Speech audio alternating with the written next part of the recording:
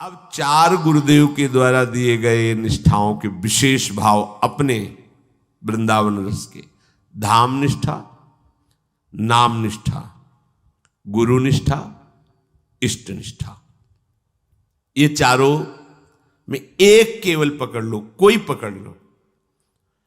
एक जैसे चद्दर फैला उसके चार कोने, एक कोना सुदृढ़ पकड़ लो, खींचो, पूरा चद्दर आ जाएगा।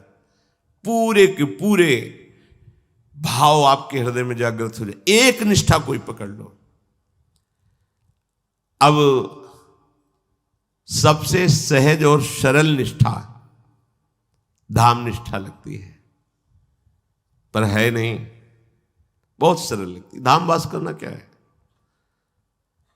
पर धाम वास करने के लिए जब हम मन में सोचते हैं, आप सब देखना, तो सबसे पहले मन घबरा देता है, मन भय प्रदान करता है, फिर धन की आस होती है, फिर व्यवस्था की बात होती है, फिर यहां का जो जाल बिछा हुआ है, आप ऐसा ना समझो ये भगवत धाम है। प्रगट यहां महारथी विराजमान है, माया के प्रगट महारथी, राष्ट्रपति भवन है, विशेष सुरक्षा है। यहां काम क्रोध के सैनिक नहीं, स्वयं सुभट वो विराजमान है, राग द्वेष मूर्तिमान होकर विराजमान है, क्योंकि चूके तो मार के गिरा दिए जाओगे। अब हमको यहां ऐसा चाहिए जो हमें गाइड कर सके, तो वो है रसिक जन जो धामनिष्ठ है, धाम प्रेमी है। वो हमें रहनी बताते, बिना रहने के ये प्रेम देश में प्रवेश नहीं है। तो पहले तो धाम निष्ठा करने के लिए विचार कर लो कि मैं मरा, बस यहीं से निष्ठा धाम की आएगी। जिंदा हो तो तुम धाम नहीं रह सकते। जिंदा कोई बल है तुम्हारे अंदर? बोले हाँ है, क्यों नहीं? बैंक बैलेंस, परिवार, रुपया, रहते हुए भी नहीं रहोगे, धाम में नहीं रहोगे। राग द्वेष में रहोगे, काम क्रोध में रहोगे, देहाभिमान में विचरोगे, धाम में नहीं विचरोगे। धाम चिंतन नहीं होगा कि मेरे लाडली लाल कैसे नवनिवृत्त निकुंज में बन की कुंजन कुंजन डोलत, नहीं रहोगे। ये खूब महापुरुषों के अनुभूत वचनों के अनुसार बोल रहे हैं। धाम निष्ठा के लिए पहले मैं मरा, मन मार्या तन बस में कीन्हा, मन ही मारी तन हारी कहे। न मन मार पा रहे हो, न तन हार पा रहे हो। अब सहयोग की जरूरत है। वो सहयोग वृंदावन रस के रसिक जन करते हैं, रजरानी करती है, यहां की वायु करती है, लता पता करते हैं। पर उन्हीं के ऊपर ध्यान रखना, जो मैं मरा अस्तित्व मिटाने के लिए तैयार हो चुके हैं, गला कटाने के लिए तैयार हो चुके हैं। यहां सर्वस्व भाव केवल गोरे चरणारविंद में, कहीं कोई अन्य, कोई आश्रय, कोई बल बिल्कुल नहीं। एक बार एक पद श्री जीव गोस्वामी जी के पढ़ने में आया। ऐसे पढ़ रहे थे तो एक पद देखा, सखी हो श्याम रंग रंगी, पूरा पद देखा, गदाधर भट्ट जी का। ओ, यहां हमने कभी नाम तो सुना नहीं गदाधर भट्ट का, अर्थात हमारे ब्रजमंडल के अंतर्गत तो है नहीं। तो श्याम रंग में कैसे रंग है? बिना ब्रजरज का सेवन किए, स्वामिनी जी के चरणों का आश्रय लिए, रसिकों का संग किए, कोई श्रृंगार रस में कैसे रंग सकता है? ये श्रृंगार रस, कांता भाव रस कैसे रंग सकता है? साधु समागम सत्य करी, करे कलंक बिछोह, परशुराम पारस परसी, भयो कनक ज्यों लोह। ये बिना पारस के स्पर्श के लोहा सोना कैसे हो गया? हो ही नहीं सकता। साधु समागम, रसिक जनों का संग, ये पारस संग है। अगर आप अपना अस्तित्व रखते हैं तो ये कलंक है इस शरणागति में। यही समझ में नहीं आ रहा। बड़ा विचित्र माया का जाल बहुत जब सूक्ष्मता से विचार करो तो लगता है केवल हरि बचावे तो बच सकता है। जैसे भगवान ने कहा ना, मामे ये प्रपद्यन्ते माया में ताम तरंति ते, अन्यथा बहुत सूक्ष्म है, ऐसा मार के गिरा देती है कि बस हाथ मसलते रह जाती कि अब तो हम पकड़ ही नहीं सकते, गया गया एक गया निकल गया। ये कलंक है शरणागति में। अन्य किसी भी तरह का बल, चीख चीख के कह रहे सावधान हो जाओ, जीवन व्यर्थ चला जाएगा, कोई भी अन्य आश्रय मत लेना। कुछ भी अन्य आश्रय लिया तो आपका मार्ग बदल जाएगा। बस एक भरोसू, एक बल, एक आस, एक विश्वास अपने आराध्य देव के चरणों का। और ये तभी जागृत होता है साधु समागम सत्य करी, जो संतों के वचनों में अपने जीवन को समर्पित कर देता है वही इस लाभ को प्राप्त कर पाता है। जब श्री जीव गोस्वामी जी ने कि बिना अनन्य प्रेम के श्याम रंग में रंगा नहीं जा सकता, और अनन्य प्रेमियों के संग के बिना अनन्य प्रेम आता नहीं। विद्वान की लेखनी अलग होती है, प्रेमी की लेखनी अलग होती है। जो बुद्धि से कल्पना करके लिखा जाता है वो एक लाइन पंक्ति पढ़ने पर ही पता चल जाता है कि ये बुद्धिगत है, और एक होता है भावगत, स्थितिगत। महापुरुषों की जितने भी पद हैं, जो बाणियां हैं, ये बुद्धिगत नहीं है, ये स्थिति है। वो देख रहे हैं, वो देख करके उससे लिख रहे हैं। गदाधर भट्ट जी का पद बता रहा था कि वो हैं, उसी में हैं, वो रंगे हुए हैं, तो ऐसे कैसे रंग सकते हैं? अनन्य प्रेम ये दुर्लभ वस्तु है, सबसे दुर्लभ वस्तु है। कागभूषुंड जी पर जब भगवान श्री राम प्रसन्न हुए तब कहा, जाओ विज्ञान सहित परम बोध ज्ञान को तुम प्राप्त हो, और बहुत वरदान दिए। कागभूषण जी शांत रहे, फिर कहा, प्रभु ये तो सब हमारी कोई चाह ही नहीं थी, हमारी जो चाह है वो आप कृपा करके दे दीजिए। क्या? बोले अनन्य भक्ति। भगवान अपने मुख से नहीं बोले थे अनन्य भक्ति, छुपाते हैं। कागभूषण तो बोले बहुत चतुर हो तुम, अनन्य भक्ति आ गई तो ये सब लड़का बच्चा है, ज्ञान वैराग वैभव सब। चाहे 14 विद्याओं का ज्ञानी हो, 4 वेद कंठस्थ हो, 18 पुराण कंठस्थ हो, 9 रस 60 शास्त्र, ये सब को कंठस्थ किए हो, पर जरूरी नहीं कि उसमें अनन्य भक्ति आ जाएगी। अगर अनन्य भक्ति नहीं है और ये सब है, इसमें जो वर्णन कर रहे हैं, अनन्य भक्ति नहीं सब है, तो ये सब व्यर्थ हो गया। उसकी बुद्धि ऐसी है जैसे गधे की पीठ में ईंट लाद दो या स्वर्ण लाद दो या वेद रख दो, उसको भार से केवल मतलब है। इसी भाव को गोस्वामी जी कह रहे हैं, जोग कुजोग और ज्ञान अज्ञानु, जहां नहीं राम प्रेम प्रधानु।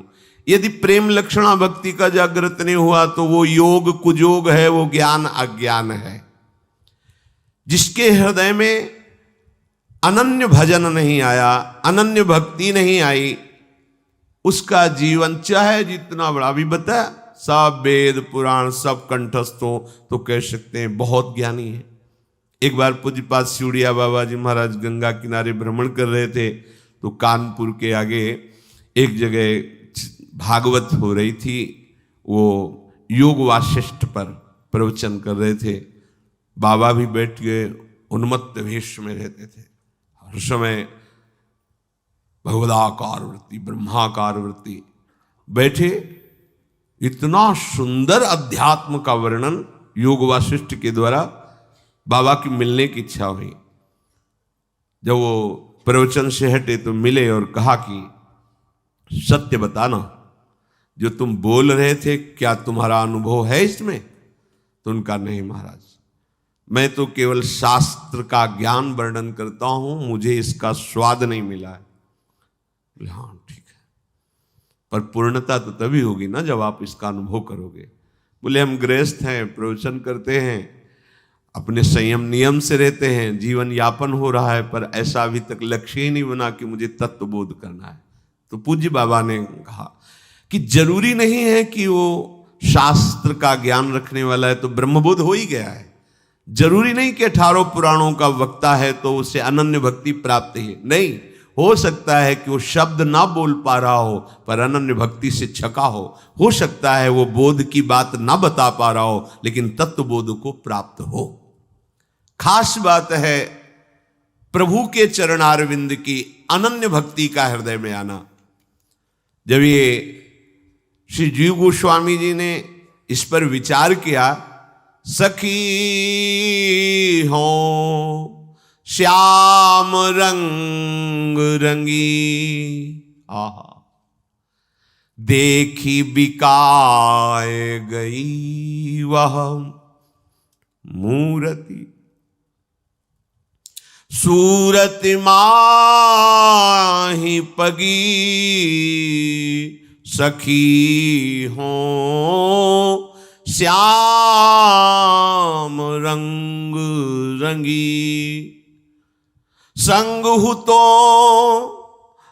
अपनों सुपनों सो, सोई रही रस खोई, जागे हुआ आगे दीखी परे सखी, नेकु न न्यारो होई। एक जो मेरी अखियन में निश्चिद्योस रहो करी भौन, गाय चरावन जात सुन्यो सखी, सोधो कन्हैया कौन। कासो कहो कौन पति आवे, कौन करे बकवाद, कैसे कहो जात गदाधर, गूंगे को गुड़ स्वाद सखी, हो श्याम रंग रंगी। श्याम रंग रंगी पद सुन के गोसाई जीव, पत्र दे पठाए उभय साधु वेगी धाय के, रैनी बिन रंग कैसे चढ़्यो अति सोच बढ़्यो, कागद में प्रेम मढ़्यो तहां लेके आए हैं। पुर ढिंग कूप तहां बैठे रस रूप, लगे पूछबे को तिन्हीं सो नाम ले बताए हैं।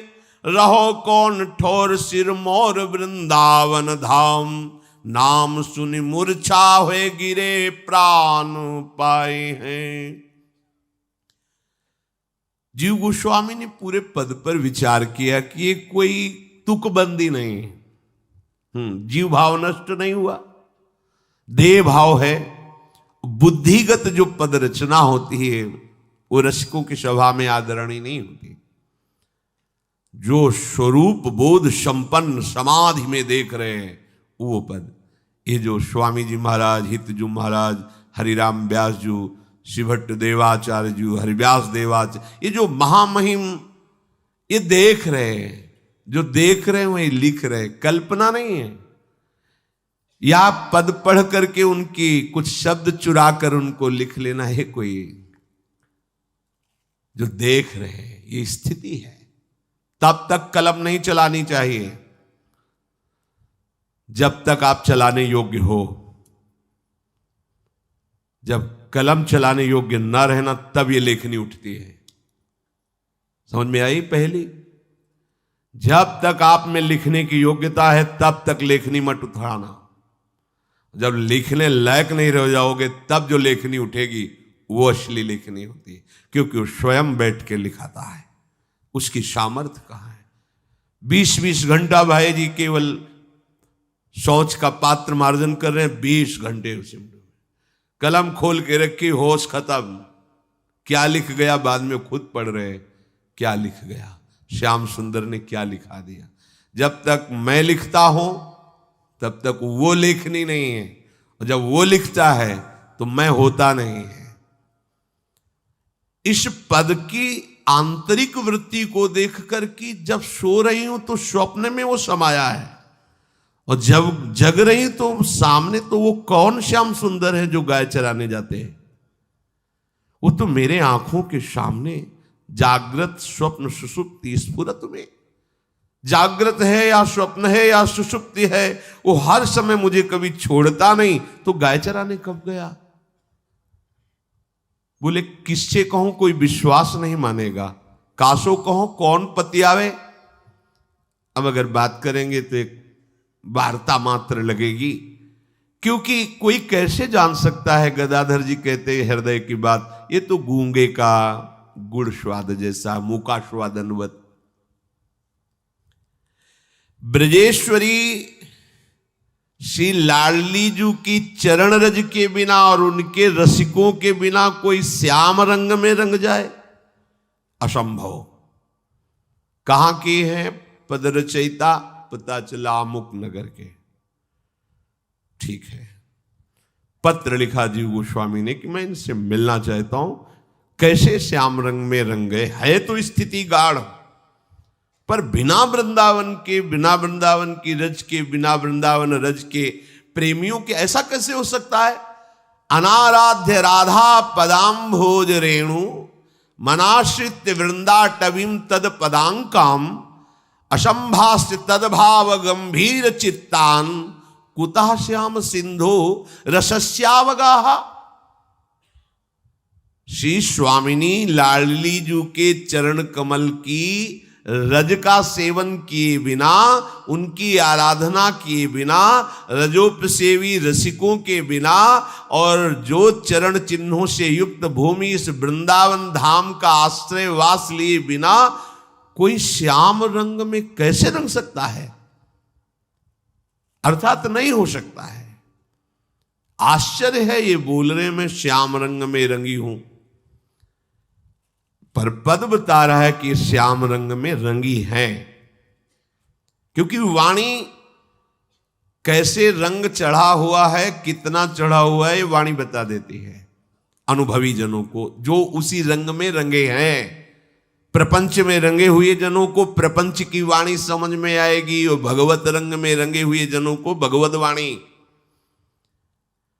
श्री राधा पादारविंद की आराधना, प्रेम धाम वृंदावन का आश्रय, रसिकों का संग, ये बनाता है श्याम रंग का दीवाना। श्याम रंग श्रृंगार रस, माधुर्य रस, इसका दीवाना ही महामाधुर्य रस का अधिकारी बनता है जाकर। श्याम रस सागर में अवगाहन करने के लिए जो चला है, उसको ये तीन बातें अत्यंत आवश्यक हैं। बिना इन तीन बातों के श्याम रंग में कोई रंग ही नहीं सकता। राधा पदाम्भोज रेणु, महाप्रभु हरिवंश चंद्र जी कह रहे, यो ब्रह्म रुद्र शुक नारद भीष्म मुख्य रालक्षितो न सहसा पुरुषस्य तस्य। ये बड़े बड़े ईश्वर कोटि के महापुरुष जिनको सहसा अपने ध्यान में नहीं ला पाते, उनको अधीन कराने की सामर्थ्य सद्यो वशीकरण चूर्ण मनंत शक्तिम तम राधिका चरण रेणु मनुष्मरामी। राधा पादाम्भोज रेणु, ऐसे श्री कृष्ण को तत्काल वशीकरण, मंत्र जैसे फेंके और अधीन हो जाए, ऐसी सामर्थ्य अनंत शक्ति संपन्न वृंदावन की रज रानी है, क्योंकि महारानी जी के चरण चिन्हों से युक्त है। पहली बात श्री किशोरी जी के चरण चिन्हों से चिन्हित इस रज का सेवन। दूसरी बात श्री धाम का दृढ़ आश्रय और वास। तीसरी बात वृंदावन के रसिकों का संग, तभी ये दुर्लभ श्रृंगार रस में प्रवेश होता है, श्याम रंग में। तभी ये स्थिति कि जग रही हूं तो सामने वो खड़े हैं, सो रही हूं तो भाव में वो हमारे सामने हैं, स्वप्न में तो उनके साथ खेल रही हूं। जागृत स्वप्न सुषुप्ति स्फुरत में वही स्फुरत हो रहे। आराध्य देव, ये पुनर्जन्म के भजन से नहीं होता कि पूर्व जन्म में भजन किया, अब आगे भी भजन करें, ये नहीं होता। ये रसिकों के संग से, रजरानी की कृपा से, धाम की कृपा से होता है। श्री जीव गोस्वामी जी ने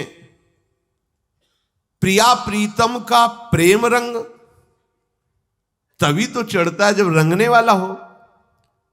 विचार, रंगने वाला कौन? वृंदावन के रसिक जन।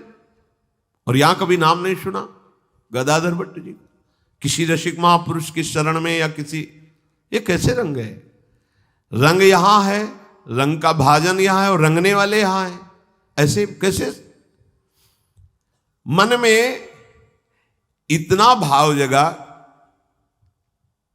प्रेम में भर करके पत्र लिखा, इस श्याम रंग में तुम कैसे रंगे बिना वृंदावन रच के, बिना वृंदावन वास के, बिना वृंदावन के रसिकों के संग के।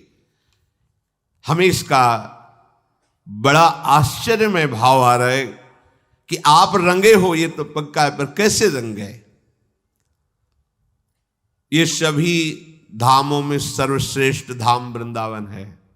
जितने भी धाम हैं सबको अपने आराध्य देव का सर्वश्रेष्ठ भाव होना चाहिए और आराध्य देव के धाम का भी सर्वश्रेष्ठ भाव होना चाहिए। पर सबने जिस धाम की रज मांगी है वो केवल वृंदावन धाम है। कोई भी कहीं भी अगर रज रानी की कहीं भी मांग देखी गई है तो ब्रजरज की शब्द आएगा, ब्रजरज। पूरे त्रिभुवन में भगवान के विविध धामों में कहीं का कोई भी उपासक हो, जब रजरानी की बात आएगी तो ब्रजरज की बात आएगी, क्योंकि ये प्रेम धाम है। भगवान के और भी अवतार जन्म लीला धाम है, महामंगल में है, महामयी में, कोई कम नहीं क्योंकि भगवान के। पर ये प्रेम धाम वृंदा विपिन ऐसा है कि किसी भी मार्ग का पथिक हो यहां आकर के अपने आराध्य देव का प्रेम इसी रजरानी से प्राप्त करता है। जो विशुद्ध प्रेमी होगा, अनन्य प्रेमी होगा, तो ये रजरानी अनन्यता और विशुद्ध प्रेम प्रदान करती है। अगर ब्रह्मबोध चाहिए तो बहुत जल्दी हो